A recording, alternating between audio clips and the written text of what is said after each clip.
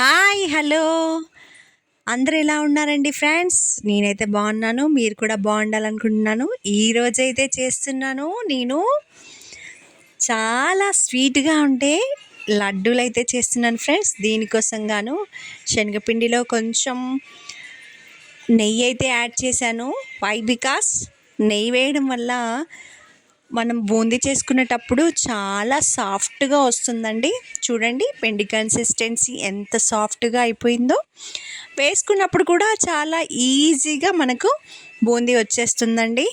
చూడండి, నేనైతే చాలా ఇయర్స్ తర్వాత లడ్డు అయితే ప్రిపేర్ చేశాను ఫ్రెండ్స్.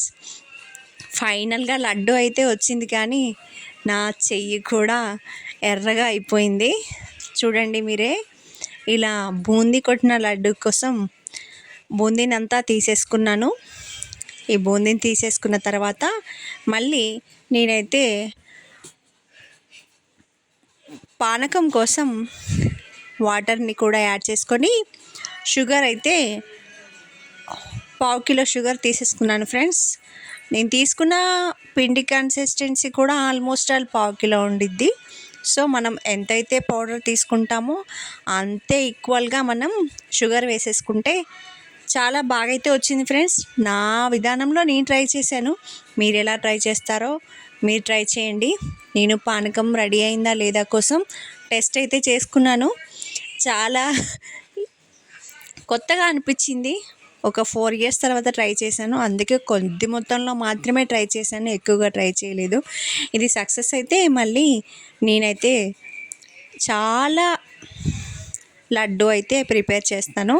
చూడండి, ఇలా పానకంలో బూందీనంతా మిక్స్ చేసేసుకొని చేతులకి కొంచెం నెయ్యి అప్లై చేసేసుకొని నేనైతే లడ్డూని ప్రిపేర్ చేసుకున్నాను ఫ్రెండ్స్. చిన్న చిన్నగా చేసేసుకున్నాను, ఎందుకంటే పెద్దగా చేస్తే నేను చేసుకున్న వచ్చి బూందీ కొంచెమే ఉంది కాబట్టి నేను కూడా చిన్నగానే లడ్డు ప్రిపేర్ చేశాను.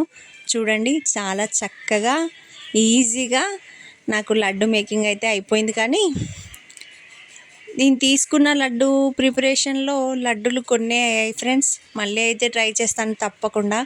చూడండి, కొత్తగా ట్రై చేసే వాళ్ళైతే ఇలా ట్రై చేయండి. చాలా చక్కగా అనిపించాయి, నోట్లో వేసేసుకోగానే కరిగిపోయాయి. చాలా స్వీట్గా ఉన్నాయి, చెప్తే నమ్మరు, కానీ ఒక 1/2 అవర్లో అయిపోయాయి ఫ్రెండ్స్. నాకైతే చేతులు చాలా రెడ్గా అయిపోయాయి. వీడియో నచ్చితే లైక్ చేయండి, సబ్స్క్రైబ్ చేసుకోవచ్చు కదా ఫ్రెండ్స్.